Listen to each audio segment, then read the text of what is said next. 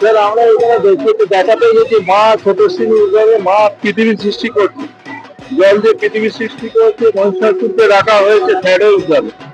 এটাই আমাদের ভাবনা। এটাই আমরা খুব গর্বিত, খুব ভালো লাগছে আমাদের।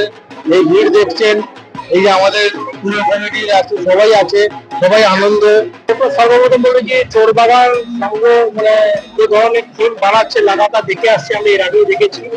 সুন্দর একটা প্রতিমা, এর সঙ্গে পুরো প্রাকৃতিক একটা সুন্দর একটা বানিয়েছে।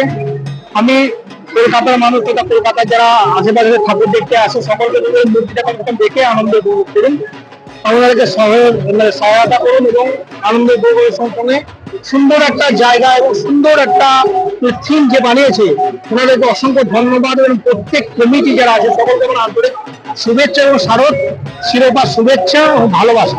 আমি একটুকুই বলবো, মানে এত সুন্দর, মানে আমি জাস্ট ভাবতে পারছি না এটা কনসেপ্টটা কি বললেন, স্রোতস্বিনী। তো আমি অনেকক্ষণ ধরে দেখছিলাম, বাট আমি বুঝতে পারছিলাম না যে কনসেপ্টটা কি আছে। তো ভীষণ ভীষণ ভীষণ সুন্দর একটি পুজো দেখলাম, আর এনারা এত ভালোভাবে চিন্তাধারা করেছেন, ওটাতেই আমি মুগ্ধ।